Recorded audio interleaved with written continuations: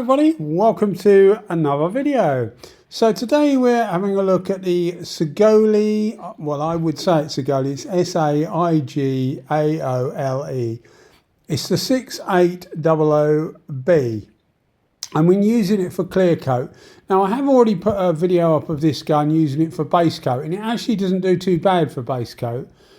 I paid for it, I paid about $58 US, and that's all in including the UK sales tax, which is around 20%. So I was expecting a reasonable gun. As I said before on the original video, I was expecting a reasonable gun. Now I'm comparing this to the likes of the Ntools 4000B, which is a sort of like a copy of the Saigaole 4000B. The PHS 135, which is one of the cheaper porpish guns you can get. Both of those seem to perform quite well, and I was thinking this was going to be in a similar vein.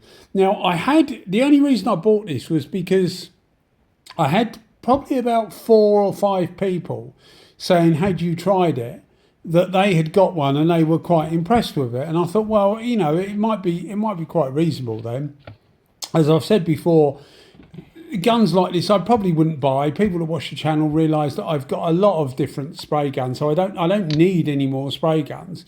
But it's good content for the channel to get, you know, some of the cheaper guns up, and it's interesting for me to see how they're built and how they perform, etc. So that's the reason for getting some of the cheaper spray guns that I use and show you using. So what we're doing today here, we're doing a bonnet or a hood, as you'd say, in the US. This one, I did a couple of these. It was the same vehicle, slightly different colour actually, but for the same vehicle. And we got one of them from a Breakers, and we swapped one over. Cut a long story short, I've ended up with a bonnet I can use to play with.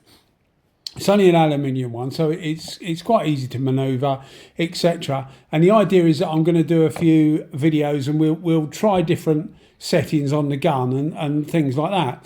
So actually using this gun for this purpose this time didn't really matter. What I was actually doing it for wasn't really of consequence, because I knew it was going to be sanded down. All I wanted was a good solid base that I can practice clear coat and base coat, etc., and then effectively sand it down again, and we can try again, just different settings, because it's a big enough surface that I can split up into different sections, and we can get an idea of what the different settings make on the gun. Just a quick one about the heating the clear coat. I'll put a link in the description where you can see the viscosity change that a warmer clear coat has over a cooler clear coat. The benefits are quite a few, but the two main benefits is it allows the clear to run out better, so you get a smoother finish effectively, and it also allows the clear to go off faster, so it avoids getting any nibs, well not any, but avoids getting too many nibs or flies or whatever in it afterwards, because the clear is touch cured quicker, if that makes sense. I do mention it, and I'll mention it again, and I do leave the microwaving part in because I think I just get a lot of questions over how do you heat your clear coat, but I'm sure it's not the done thing to do, so I wouldn't recommend for 1 minute that you use a microwave. But to give you an idea of how long it takes for me, it's about 10 seconds per mixed 100 millilitres. And as I say, if you look on a link in the description, you'll get an idea of how much difference it does make, because it's quite surprising how much difference it does make. So the temperature when we did this was about 19 degrees Celsius, which is about, what, 70 Fahrenheit, about 68 Fahrenheit. So reasonable conditions for painting, certainly not particularly cold. So we didn't have to heat the surface up or anything like that. Now, what I was expecting from this gun, oh, another thing, just looking at the cup, this is the standard cup that comes with it, which is a 600 milliliter cup. But this has a bit of a quirk in that it has the same thread as the Ntools 4000B. So it's actually an M16, so a 16 millimeter thread with a 2 millimeter pitch. So it's M16 by 2.0, which is a bit odd, really. This gun and the Ntools are the only two guns that I know that actually have that. You can get PPS adapters, not via 3M or anything like that. But if you put those sizes and put PPS into AliExpress, you will be able to see the adapters. But you'll see me here unscrewing the fluid control, because when I saw the size of the pattern, I thought that seems really small. And it is a very small pattern. Now, that's not the end of the world.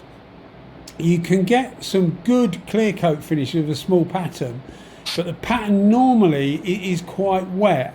And I found with this, it was neither.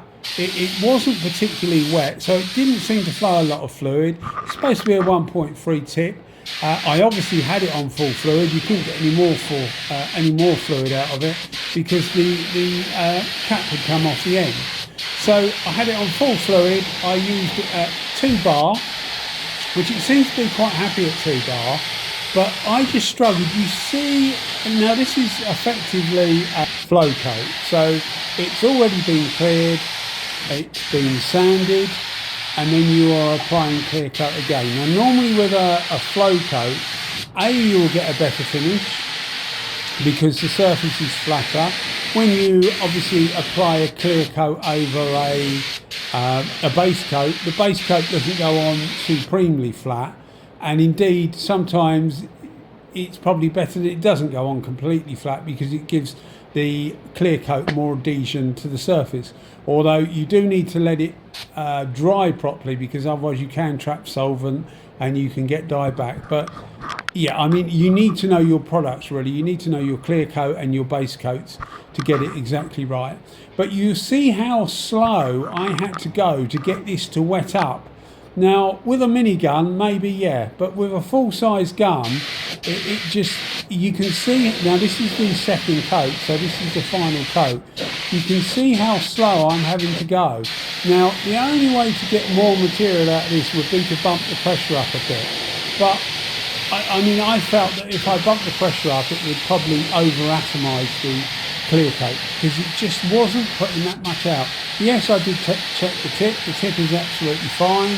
It is around 1.3mm. It's not like a smaller tip has crept in, but the gun is supremely slow. Now you compare this to the Ntools, which I will do. I'll get our standard 2 panels out and we'll compare it to the Ntools gun.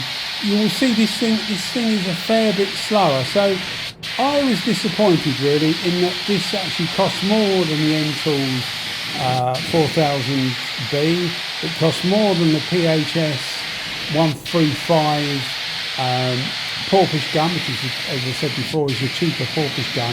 And you can see how slow I was having to go, and it still left quite a peely finish. Now this is actually a metallic black, and the reason I wanted a metallic black is because for the next stage of the process, where I was saying we're going to try different clear coats, on a black you will notice it. You will notice orange peel, etc., more than anything else. You'll see the amount of overspray. The amount of overspray was a lot. I won't say huge.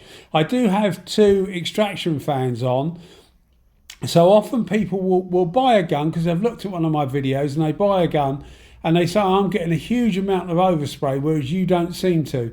Well, there is 2 extraction fans going on in the background, so they do take it away quite quick. And if you haven't got any extraction fan, you will notice that the overspray will build up. So often when you look at you have to rely on me really to tell you, but often when you look at my videos, you may think there's no overspray. So this is the final finish. Obviously it's off the gun because it's literally just been done. But I mean, it looks like a mirror finish, but it isn't. Believe me, it isn't. We have got some footage of it outside. I think, did I take it? I can't remember. I don't think I did actually. But as I say, it just isn't as good as it looks. So I was very, very disappointed with this gun. So I certainly wouldn't buy it over a PHS 135 or a 4000B or some of the other cheaper Chinese guns, to be fair. But yeah, you know, people recommended it to me, but I clearly think they obviously haven't used the other guns. Anyway, guys, thanks as always for watching. Bye bye.